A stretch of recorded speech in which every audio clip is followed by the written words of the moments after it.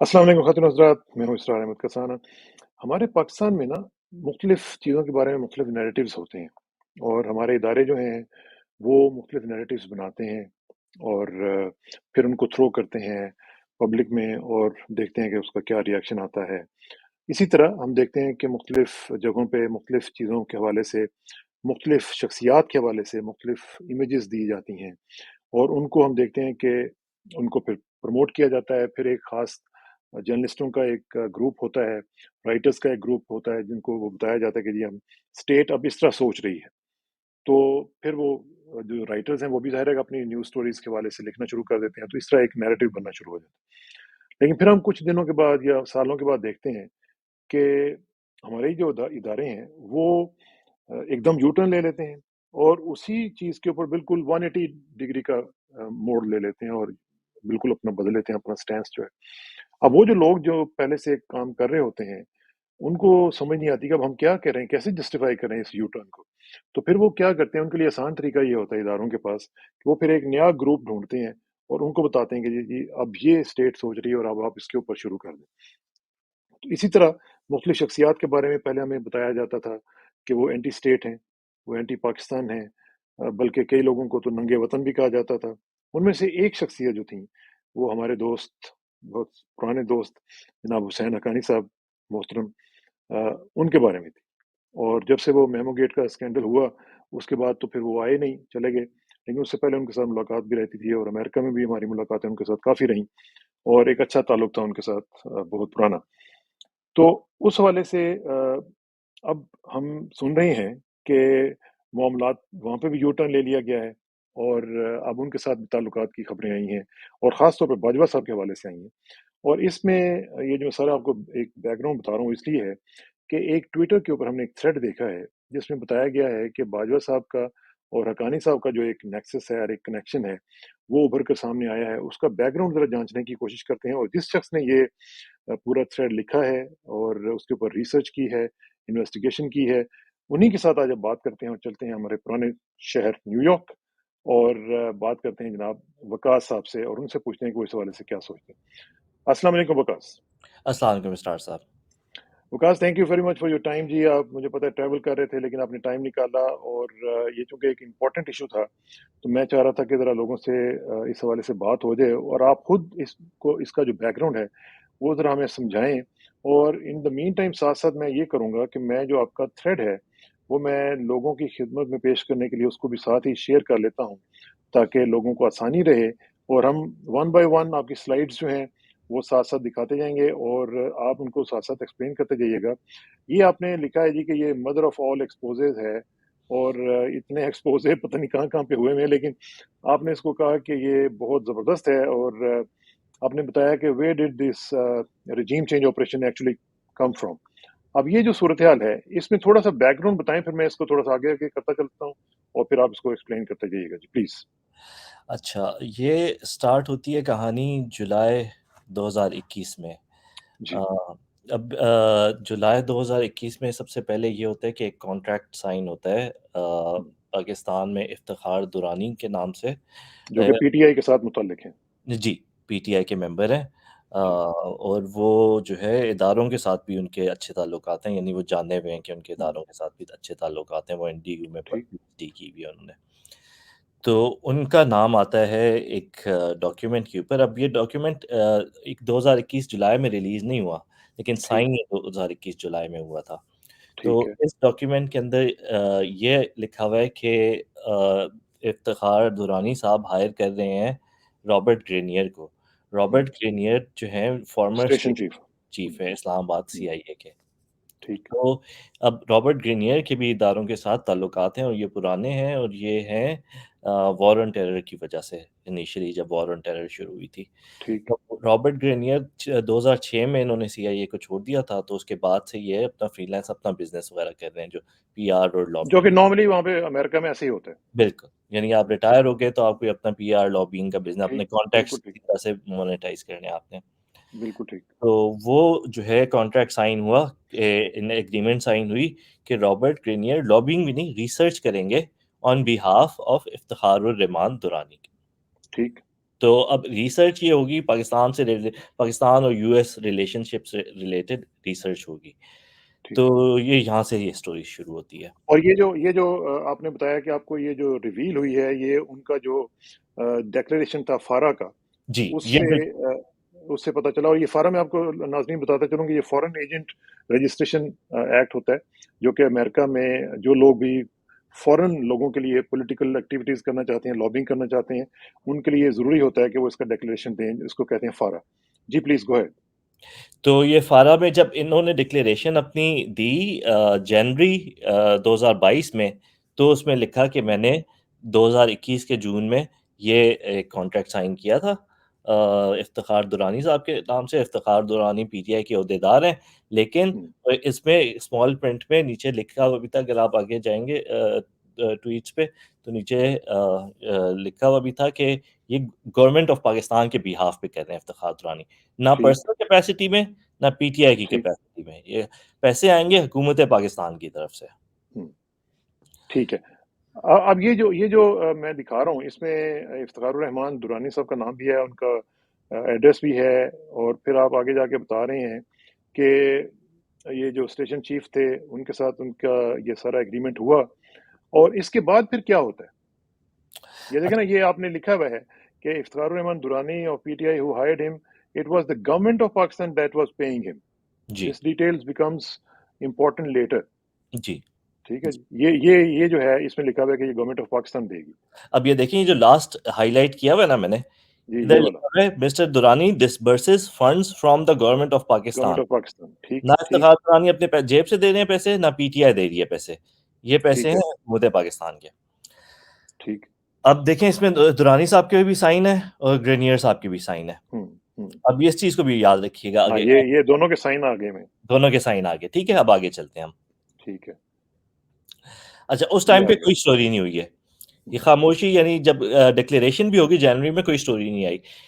अगस्त में किसी के हाथ ये फारा डिक्लेरेशन लग गई, तो अब हुँ, देखें किसी सहाफ़ी के हाथ लग जाएगी इस टाइप की डिक्लेरेशन, उसमें इफ्तिखार दुरानी साहब का नाम लिखा हुआ होगा, पीटीआई के ओहदेदार लिखे हुआ होगा, सब कुछ लिखा होगा।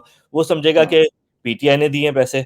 तो उस टाइम पे जितने सहाफ़ियों को लगी, उन्होंने तहकीक नहीं की कि हुँ, या पूछा भी नहीं पीटीआई वालों से कि आपने पैसे दिए हैं हुकूमत पाकिस्तान से या फ़ॉरेन ऑफ़िस से। यानी आप जर्नलिस्टिक की वो होती है ना, रिसर्च होती है कि आप हाँ, कॉल करते हाँ, हैं 3-4 लोगों को, आप पूछ लेते हैं कि इन्होंने दिए थे आपको पैसे, या कि किसके थ्रू गए, कोई कैबिनेट अप्रूवल हुआ कि हुँ, इसमें कुछ रिसर्च नहीं हुई। बस ये किसी ने डिक्लेरेशन देखी, पीटीआई का नाम देखा, ग्रेनियर का नाम देखा, और उन्होंने ऐड कर लिया अपनी तरफ से कि सीआईए को पैसे दिए पीटीआई ने, सीआईए के एक्स बंदे को हुँ। दिए पीटीआई ने पैसे।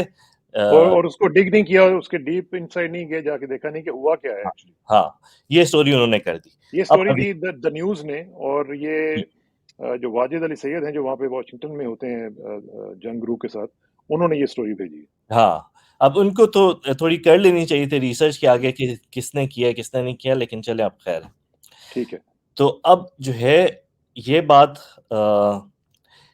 जो 2022 के जनवरी के अंदर हुँ, एक सप्लीमेंट ऐड करते हैं, यानी ये बात सप्लीमेंट तो बाद में ऐड हुआ था, 2022 तक की डेट के एक सप्लीमेंट ऐड होता है अक्टूबर के अंदर, जिसके अंदर ये लिखते हैं कि मैंने किस-किस को पैसे, यानी कितने-कितने पैसे आए मेरे पास। ग्रीनियर साहब, ग्रैनियर लिखते हैं। हाँ, ग्रेनियर साहब लिखते हैं कि कितने-कितने पैसे मेरे पास आए।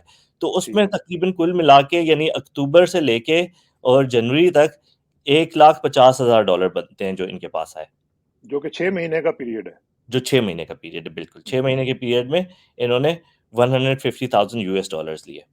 ठीक है। और उसमें साथ ये भी और लिखा है। ये हाँ, ये आपने लिखा है भाई यहाँ पे कि वो एक $1,50,000, जो कि तकरीबन आप समझ लें कि 3 सवा 3 साढ़े 3 करोड़ रुपया बनता है। जी, बिल्कुल इतना बनता है आजकल हुँ, के रुपी टर्म्स में। ठीक, तो अब इसके बाद चलें, यहाँ पे भी कहानी खत्म हो गई। ठीक अब है। आगे चलते हैं हम इससे। चलें, इधर आगे इन्होंने बढ़ते हैं। बोला है कि हम सिर्फ वो कंसल्टिंग और रिसर्च कर रहे हैं, ठीक है? ये हाँ, इम्पोर्टेंट बात है कि लॉबिंग, अगर देखें, अब आपने लिखा हुआ है ना डॉक्यूमेंट में कि मैं रिसर्च कर रहा हूँ, लॉबिंग नहीं कर रहा, और मैं यूएस गवर्नमेंट को इन्फ्लुएंस नहीं कर रहा, और फिर आप वो हाँ। करते हैं, वो इल्लीगल है। हुँ, आपको हुँ, क्लियरली बताना कि मैं गवर्नमेंट डिसीजंस इन्फ्लुएंस करने की कोशिश कोशिश कर रहा हूँ कि नहीं।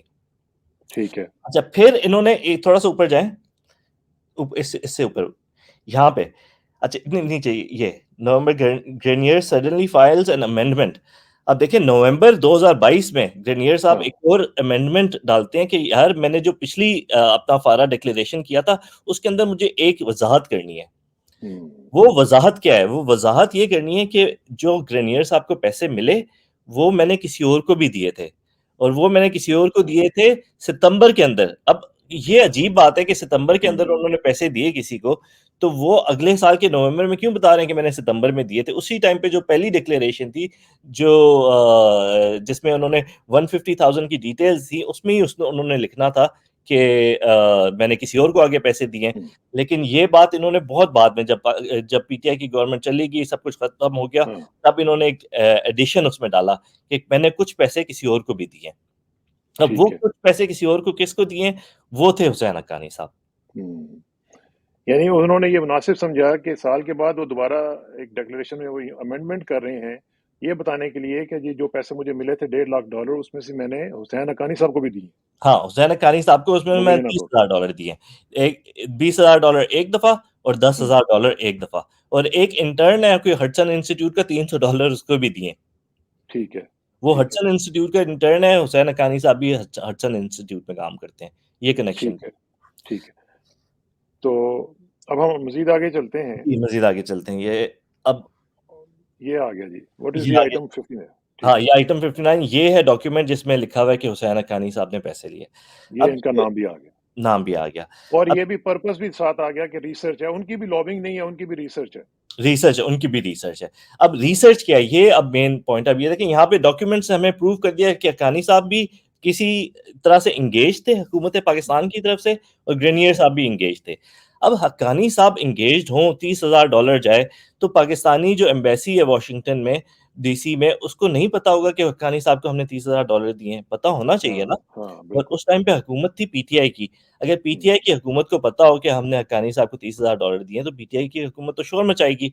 लेकिन हाँ, पीटीआई की हुकूमत को नहीं पता था, ना पीटीआई का जो एम्बेसडर थे डीसी में, उनको भी पता था। उनको भी नहीं पता था, किसी को भी नहीं पता था, बस ये चुपके से ये पैसे जा ये रहे थे। बाला-बाला सब कुछ हो रहा था और इवन इफ्तिखार दुरानी साहब जिनका नाम भी था, उनको भी नहीं पता होगा। उनको भी नहीं पता था। बिल्कुल, हुँ। उनसे यानी जिन लोगों ने मालूम करने की कोशिश की है, उन्होंने बोला है कि मुझे तो किसी ने बोल दिया था कि ये साइन कर दो, मैंने सोचा हुँ। शायद मुल्क के भले के लिए काम हो रहा है, तो मैंने कहा बस हाँ, ठीक है, साइन करके बाकी आगे जो भी चला रहा है सिस्टम। तो ठीक है। लेकिन ये हक्कानी साहब ने जो रिसर्च की थी, जिसके पैसे उनको मिल चुके हैं, वो सितंबर में की थी रिसर्च, जो जो कहते हैं जिसको रिसर्च, वो पीटीआई हुकूमत जाने से पहले की थी, बाद में नहीं की थी। ठीक है। अब ये कुछ ट्विटर के लोग हैं जिन्होंने पहली फारा डिक्लेरेशन देखी, उन्होंने फिर हुँ। हक्कानी साहब से पूछा कि हक्कानी साहब आपको पीटीआई पैसे दे रही थी कि नहीं? अब ये हाँ। इम्पोर्टेंट, ये मैंने इसलिए यहाँ पे मेंशन की है कि हक्कानी साहब इस फहाद देशमुख की वजह से ऑन द रिकॉर्ड आ गए कि उन्होंने बोला कि मैंने पीटीआई से पैसे नहीं लिए। हालाँकि नहीं लिए। गवर्नमेंट तो पीटीआई की थी, गवर्नमेंट हुँ। एम्बेसडर तो पीटीआई का था, तो अगर आप हाँ, पीटीआई के गवर्नमेंट के टाइम पे पैसे दे रहे हैं, तो वो कौन था जो आपको पैसे दे रहा था अगर आप पीटीआई के साथ एंगेज नहीं थे? अब ये देखिए ठीक ना, है। इस देखिए फहद क्या कहता है नीचे, हुँ। Former ambassador has told me he has nothing to do with Iftikhar Durrani और पीटीआई। लेकिन किया फारा नहीं है अभी, डिक्लेरेशन हाँ। में तो इफ्तिखार दुरानी का नाम है। तो कौन था हुँ। जो हुसैन हक्कानी साहब को पैसे दे रहा था, और वो क्या काम था जो हुसैन हक्कानी साहब से करवाया जा रहा था? अब हुँ। देखिए ये भी ठीक है। सोचने की बात है ना कि ये रिसर्च है, ये किस किस्म की रिसर्च है जो $30,000 की रिसर्च होती है? हाँ, और जिसमें गवर्नमेंट का किसी को पता ही नहीं है कि हो क्या रहा है और पता ही गवर्नमेंट नहीं है। की मनी चल रही है। और जिसका नाम है फारा डिक्लेरेशन में, हुसैन साहब बोल रहे हैं कि मुझे तो पता ही नहीं है इसका, मैं तो मेरा इफ्तिखार दुरानी और पीटीआई से कोई लेना देना नहीं है। अगर ये सब कुछ अबव द बोर्ड और क्लियर होती तो वो बोल देते कि हाँ भाई, इफ्तिखार हुँ। दुरानी ने दी थी, मैं तो एकेडमिक रिसर्चर हूँ, मुझे तो कोई भी बोलेगा रिसर्च करने की, मैं ऑनेस्ट रिसर्च कर दूंगा, मेरी किसी से जाती दुश्मनी नहीं है। सही जवाब बनता है ना ठीक ये है। एक एकेडमिक के लिए। हाँ, ठीक लेकिन है। इसके उन्होंने बाद फिर क्या होता अच्छा, इसके बाद फिर ये होता है कि असल में इसके फिर अब हम बैकग्राउंड में आ जाते हैं। है?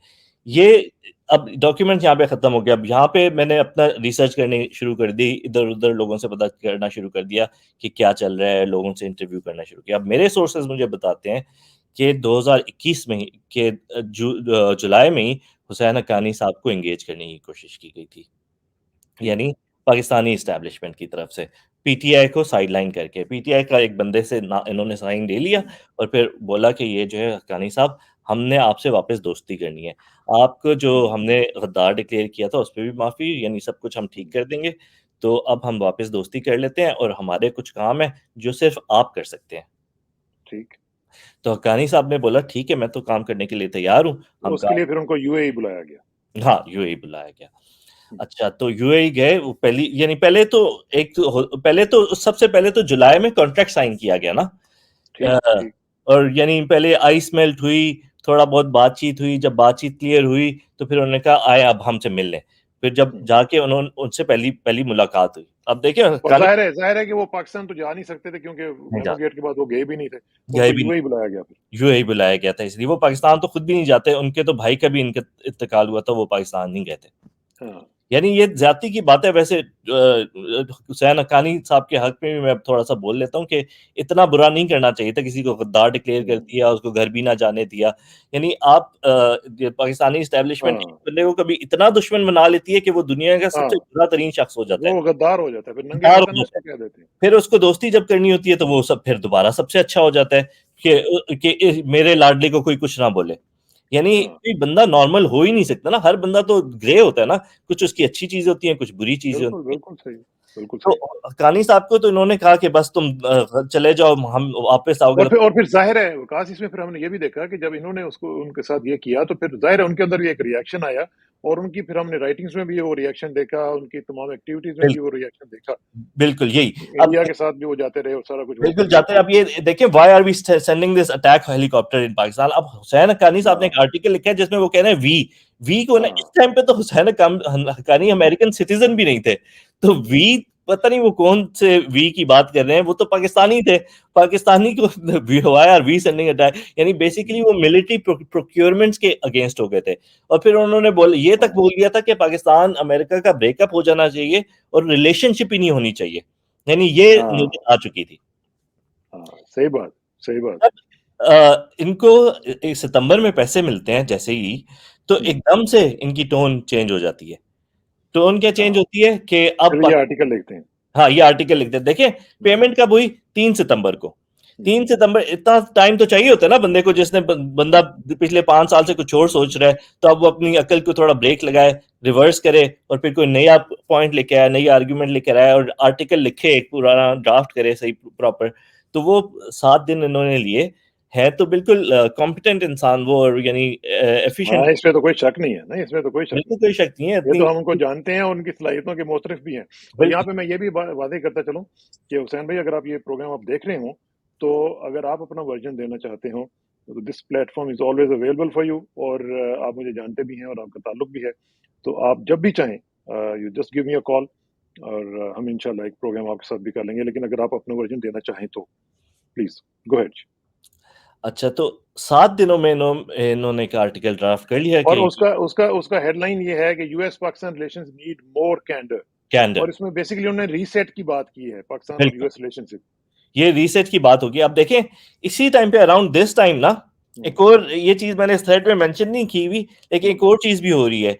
अब सीआईए का हेड भी पाकिस्तान जाके मिलने की कोशिश कर रहा है, हाँ, इमरान खान से, ठीक है? और वहाँ पे अब ये बात मुझे पीटीआई के ज़राए से पता चली है पाकिस्तान में कि हुँ, इमरान खान को बोला गया था कि ये सीआईए का हेड आपसे मिलने आया है, ये तो आपसे बड़े नीचे लेवल के है, आप हैं प्राइम मिनिस्टर, आपको तो हुँ, बाइडेन कॉल करेगा तब आप फ़ोन उठाएँगे वरना इन लोगों से आप हुँ, नहीं मिलना। जो सीआईए का हेड जब आया, उसको लेके गए साइट पे और उसको बोला, "ये देखो इमरान खान तो कितना बदतमीज़ है, ये तो आपसे मिलना भी नहीं हुँ। चाह रहा।" तो तो ये ये बेसिकली डबल गेम चल रही थी ना? Double game constantly double game चल रही थी। इमरान खान को कुछ बताया जा रहा था, कुछ बताया जा रहा था दूसरी साइड पे। हुसैन हक्कानी को हायर किया हुआ था एक साइड पे कि हमें प्रोटेक्ट करना तुम हुँ, और दूसरी साइड पे उनको बोला हुआ था कि ये देखो अमेरिकन्स तो तुम्हारे अगेंस्ट हुए हुए हैं, ये कुछ और चाह रहे हैं यहाँ पे। ठीक है। अच्छा फिर बीच में बाजवा साहब की जो सारे एक सिलसिला आता है, हुँ। वो फिर इस तरह आता है कि हक़ानी साहब जो हैं वो उनकी पर्सनल प्रोजेक्शन या उनके जो पॉइंट ऑफ व्यू है उसको प्रोजेक्ट करना शुरू कर देते हैं। दिस इज़ जी, व्हाट यू आर सेइंग। जी, बिल्कुल। अब देखिए बाजवा साहब और की इसमें ये भी वो करते हैं कि वो पीटीआई को सपोर्ट नहीं कर रहे, हुँ। वो बाजवा साहब की पॉलिसी को सपोर्ट कर रहे हैं। सपोर्ट करें और बिल्कुल एक मैं आपको इंटरेस्टिंग बात बताऊँ ये भी ट्विटर एक छोटा मीडियम है तो मैंने इसमें मेंशन नहीं किया। हुँ, अ, ये जो है इंस्टीट्यूशन को भी नहीं सपोर्ट कर रहे थे। ये जो लॉबिंग हो रही थी ना, ये अच्छा, एस्टेब्लिशमेंट एज़ एन इंस्टीट्यूशन भी नहीं थी। ये ये बेसिकली पर्सनलाइज़ थी। हाँ, ये पर्सनलाइज़ भी नहीं, ये एक बेसिकली तबका विद इन द इंस्टीट्यूशन कि ये कुछ लोग हैं जो कि इंस्टीट्यूशन को प्रो यूएस रख सकते हैं, और ना अगर ये भी चले गए तो इंस्टीट्यूशन जो नीचे है पूरा रोग हो सकता है, और जो मुल्क जो है पूरा रोग हो सकता है, तो आपके हाथ से निकल सकता है। तो तो ये फिर इसमें इसमें फिर हमने ये देखा कि फिर बाजवा साहब जो हैं वो फिर आखिरी विजिट पे जाते हैं यूएस, जी। और वहां पे जाके फिर वो ज़ाहिर है एक सिलसिला उनका होता है, बातें होती हैं, मीटिंग्स होती हैं, लेकिन जो वो मांग रहे होते हैं वो उनको क्यों नहीं मिलता? वो इसलिए नहीं मिलता क्योंकि बाजवा साहब ने अपनी इनकॉम्पिटेंस बार-बार दिखाई ना। हम्म, ये जो रिजीम कैसे चेंज दिखाई? इस तरह से दिखाई कि वो पूरा जो सिस्टम था, जो ये जो पूरा रिजीम चेंज ऑपरेशन उन्होंने करना था, वो उन्होंने अच्छा, इसको डायरेक्टली इसको मैं इसको बंद कर दूं, हम वैसे बात कर लें, या हाँ, अभी बस कुछ बंद है कर आगे? दीजिए, थोड़ा ठीक डिस्ट्रैक्टिंग हो रहा है, ठीक है। ठीक है, ठीक है, ठीक, इसको बंद करते हैं जी, प्लीज गो अहेड। अच्छा, अब हुआ ये कि ये हक्कानी साहब तो यहाँ पे लॉबिंग कर रहे थे, लेकिन जो सिचुएशन पाकिस्तान में इमरान खान ने खड़ी कर दी थी, उसमें आप बताएँ इवन हक्कानी जैसे कॉम्पिटेंट बंदा लॉबिंग कर सकता है कि ये बाजवा ने सँभाला हुआ है, बाजवा ने सँभाला हुआ है। अगर ये यहाँ पे जो अमेरिकन्स जो हैं, जो पॉलिटिशियंस हैं, जो गवर्नमेंट ऑफिशियल्स हैं, उनको ये कोई यकीन करा देता कि बाजवा साहब ने वहाँ पे सँभाला हुआ है और बाजवा साहब ही सँभाल सकते हैं, तो वो भी शायद यकीन कर लेते। लेकिन कोई अंधा भी देख सकता था कि पाकिस्तान में कुछ भी सँभला हुआ नहीं था। हाँ, पाकिस्तान में जिस तरह के प्रोटेस्ट शुरू हो चुके थे, और फिर मिड टर्म जो बाय इलेक्शंस हुए, वो कॉन्स्टेंटली पीटीआई जीतने लग गई थी। तो यानी संभला हुआ तो कुछ भी नहीं था पाकिस्तान में। हम्म, अब देखिए अमेरिकन पॉलिसी मेकर्स भी ये जब देखेंगे कि ये इमरान खान तो नेक्स्ट टाइम आ सकता है दोबारा पावर में, और हाँ, हमने अगर बिल्कुल फुल ऑन उसको अपोज किया हुआ हो, तो फिर पाकिस्तान यूएस के रिलेशनशिप बहुत खराब हो जाएंगे। तो इसलिए हम ऑल आउट बाजवा साहब को सपोर्ट नहीं कर सकते। ये सारा गंद लेकिन था लेकिन ना। एक क्वेश्चन क्वेश्चन ये बनता है, वो ये बनता है कि देखें, एक तो ये है कि जो बाजवा साहब कर रहे थे उस काम में वो जो नजर आ रहा है उसमें वो कामयाब जा रहे थे, रिजीम चेंज करवा दिया, जी, सो कॉल्ड जिस अभी तक रिपोर्ट्स आ रही हैं, फिर ये सारा कुछ हो गया, उसमें उनको कोई तकलीफ नहीं हुई, कोई नाकामी नहीं हुई। इमरान खान साहब अभी तक उन जख्मों को चाट रहे हैं, अभी तक उनकी उनकी सारी पॉलिसीज कामयाब हुई हैं, तो फिर कहाँ पे अमेरिकन को लगा कि उन्होंने डिलीवर नहीं किया? नहीं देखिए एक होता है ना क्लीन ऑपरेशन, वो नहीं किया ना उन्होंने। उन्होंने पूरा ऑपरेशन एक्सपोज़ किया बहुत सारे मौके पे। नहीं, सबसे वो तो पहले इमरान का रिएक्शन ऐसा आ गया ना, और बिल्कुल, लोगों का रिएक्शन ऐसा आ गया कि वो बिल्कुल। मेरे ख्याल अनप्रडिक्टेबल था। अनप्रेडिक्टेबल था ना, वो यही अनप्रेडिक्टेबिलिटी, यही मिसकैलकुलेशन बाजवा साहब की इनकॉम्पिटेंस है कि उन्होंने इस ऑपरेशन को इतना बुरा तरीके से खेला कि वो सब कुछ एक्सपोज़ होते रहा। इमरान खान पहले यूएस के पीछे पड़ा रहा, यूएस ने अपना हाथ पीछे से हटा लिया। अब देखिए इसी थ्रेड के अंदर मैंने एक मेंशन की हुई है, सईद आफरीदी साहब हैं, रिसर्चर हैं, यूके के अंदर हैं, बड़े ज़बरदस्त हैं। उन्होंने जी। यूएस कांग्रेसमैन, सेनेटर्स इन सबसे बात की, और उन्होंने पता किया कि ये सारा चक्कर क्या हुआ। तो हम्म, ये यूएस कांग्रेसमैन सेनेटर्स ने बोला कि ये बाजवा साहब जब आए थे यूएस और ये चाहते थे कि मेरी एक्सटेंशन हो या मुझे किसी तरह से पाकिस्तान का जो है मार्शल लॉ एडमिनिस्ट्रेटर बनने दिया जाए, तो सब ने जो यूएस पॉलिसी मेकर्स थे, उन्होंने बोला कि नहीं, पाकिस्तान में जो डेमोक्रेसी जैसी भी तैसी भी चल रही है, इसको चलने दें, हम ये बर्दाश्त नहीं कर सकते। कोई भी there were no takers in the DC for the plan that Bajwa was presenting, because Bajwa had failed so catastrophically, hmm. That was the issue. लेकिन लेकिन देखें ना, जो एक्सटेंशन की जो बात वो कर रहे थे हुँ, उसमें तो वकास देखें, वो कामयाब नहीं हुए, और वो नहीं। कोशिश भी कर रहे थे, और इसी वजह से फिर हमने देखा कि उन्होंने वहां पे अनाउंस भी कर दिया कि मैं जा रहा हूँ, जी, और वो कि भी एक यूएस एक में आके अनाउंस किया। अब देखिए यूएस में कितनी किया। इंटरेस्टिंग बात है। लेकिन उसके बावजूद हमने देखा कि वो बाद में भी एक्सटेंशन के बिल्कुल, लिए मरते रहे, कोशिशें करते रहे। आखिरी दम तक कोशिश करते रहे, बिल्कुल। उन्होंने फिर पाकिस्तान में जाके ऐसी सिचुएशन बनाना चाहिए। देखिए अब यूएस में वो जब आए थे ना, तब ना अरशद शरीफ शहीद हुए थे और ना कुछ चीज़ें नहीं हुई थी। पाकिस्तान जब वो वापस गए, फिर इस टाइप की सिचुएशन बनने की कोशिश हुई कि लॉ एंड ऑर्डर सिचुएशन बन जाए, और अमेरिका बोले कि ये न्यूक्लियर एसेट्स हैं और ये हालात इतने ख़राब हो सकते हैं कि हम हम्म, इजाज़त दे दें कंटिन्यूएशन की। वो तक भी कोशिश की गई। इमरान खान को असैसिनेट करने की भी कोशिश की गई। अब देखें इमरान खान को जब असैसिनेट करने की भी कोशिश की गई ना, ये बहुत सैड और अनफॉर्च्यूनेट बात है। अगर हक्कानी साहब स्कॉलर हैं, तो हाँ, उन्होंने हाँ। उस चीज़ को भी जस्टिफ़ाई करने की कोशिश की। इतनी अच्छा, ज़्यादा ये बल्कि मैं ऐसे करता हूँ, मैं ना वो आपको दिखाता हूँ कि ये जो आपकी एक ऑडियो भी आपने लगाई है, जी। वो भी मैं आपको दिखाता हूँ। अभी आप देख सकते हैं ना ये? जी, जी, बिल्कुल नज़र आ रहा है। ये इसको मैं रन करने की कोशिश करता हूँ और इसको देखते हैं। Sigh. Mr. Ambassador, this is overwhelming amount of news, so we begin with your understanding of Khan. He appears to be healthy right now, or at least back on the campaign trail. Do you expect him to take up his previous rallies and the march on the Capitol moving forward? Good evening to you. Good evening. Look, Imran Khan is nothing if not a showman. And so while it's unfortunate that there was a shooting incident in which one poor bystander got killed and some other people got injured, including Khan himself, but assassins don't shoot people in the foot. So if it was an assassination attempt, it was very poorly planned and even more poorly executed. Pakistan is the land of conspiracy theories. The circumstances of this unfortunate incident are leading to conspiracy theories on both sides. There are Khan supporters who, of course, support his version that, this was a conspiracy to eliminate him. But there are others who point out to many inconsistencies in Khan's account, being injured in one foot, but showing up with both legs plastered. And then 2 days later, the plaster is off. That's not what happens to somebody who has had his bone shattered by a bullet. Secondly, he did not submit himself to a examination in a official hospital. He went to his own cancer hospital. Now, cancer hospitals don't have ERs, and they certainly don't have medical legal officers to deal with a situation like this. So there are going to be conspiracy theories on both sides.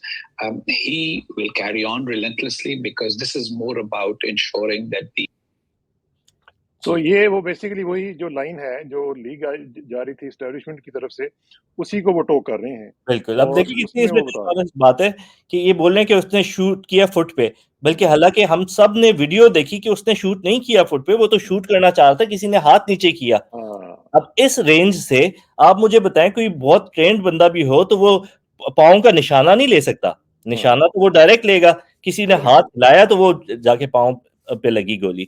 तो ये बिल्कुल completely dishonest बातें जो इन्होंने की, ये भी किसी की मौत की अटेम्प्ट पे इस टाइप की बात करना, ये तो बहुत ही गलत बात है। तो इसका मतलब ये हुआ कि ये जो कनेक्शन था मुबैना तौर पर जिस तरह आप क्लेम कर रहे हैं बाजवा साहब का और हकानी साहब का, इसकी वजह से हमने देखा कि मामला जो है वो आगे बढ़े। और ये जो रिजीम चेंज ऑपरेशन था उसका एक एस्पेक्ट ये भी था जो कि जिसमें हकानी साहब की वजह से अमेरिका के साथ ताल्लुकात में एक एडवांसमेंट की एक कोशिश की जा रही थी, और साथ साथ पाकिस्तान में जो था उसकी जो मोहरे थे वो अपना अपना काम कर रहे थे। बिल्कुल, और ये कि अगर देखें एक इम्पॉर्टेंट बात मैंने टच नहीं की, पाकिस्तान में अगर पाकिस्तान फौज रिजीम चेंज करेगी ना, अगर कोई डेमोक्रेटिकली इलेक्टेड गवर्नमेंट हो, समझे नवाज शरीफ की पिछली गवर्नमेंट होती और वो राहिल शरीफ साहब आके उठा देते उनको इस तरह से, तो अमेरिका की तरफ से कंडेमनेशन जरूर आनी थी कि ये पाकिस्तानी डेमोक्रेसी के अंदर पाकिस्तान आर्मी ने इंटरफेयर किया है। अब यही कंडेमनेशन पाकिस्तान एस्टेब्लिशमेंट नहीं चाहती कि ये कंडेमनेशन आए। इसी कंडेमनेशन को रोकने के लिए कि बाजवा साहब ने सोचा कि मैं जिस तरह से भी इमरान खान को हटाऊंगा तो मुझे कोई ये ना बोले डीसी से कि तुमने गलत किया है, या मेरे कोई जहाज के पुर्जे रुक जाएं या कोई मसला हो जाए। तो वो इंश्योर करने के लिए उन्होंने वो बंदा चूज किया जो कि उनको लगा कि ऑलरेडी क्लोज है अमेरिकन एस्टैब्लिशमेंट के, कोई नया बंदा नहीं उन्होंने चूज किया। तो इसमें हम बेसिकली ये देख रहे हैं कि बाजवा साहब बेसिकली और अल्टीमेटली बिकेम अ लूजर, उनको कोई इसमें फायदा नहीं हुआ है सच। नो बहुत इमेंस नुकसान हुआ मुल्क का, और आखिर में उनको जीरो फायदा हुआ, और अभी वो अपने पूरे जो 30 साल की करियर है उसमें पानी फेर के बैठे हुए। पानी फिर गया और सारे का सारा मामला खराब हो गया। इसमें मैं देख रहा था कि श्री मजारी साहिबा ने भी इसके ऊपर कमेंट किया और उन्होंने कहा कि ये सब कुछ जो हो रहा था उसमें ना कैबिनेट को पता था, ना गवर्नमेंट को पता था, किसी भी गवर्नमेंट फंक्शनरी को इसके अलावा नहीं पता था कि यहाँ पे हो क्या रहा है।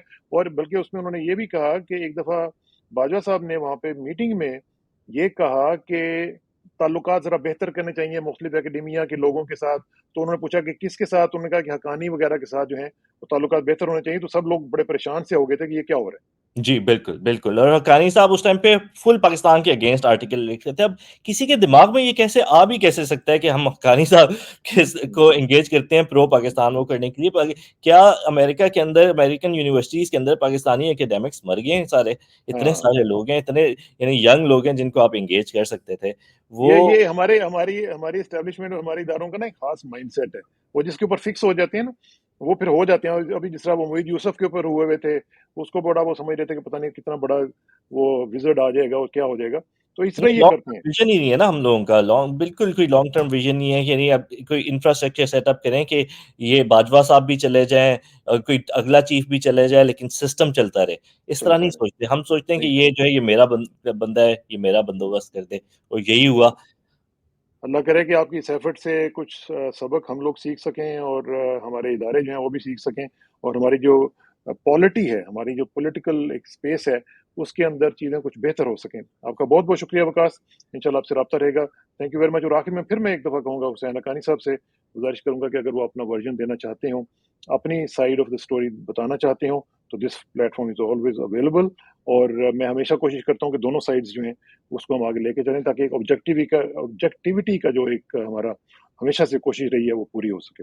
तो इंशाल्लाह आपसे राब्ता रहेगा Waqas. Thank you very much for your time जी। Thank you. Thank you. अस्सलाम वालेकुम।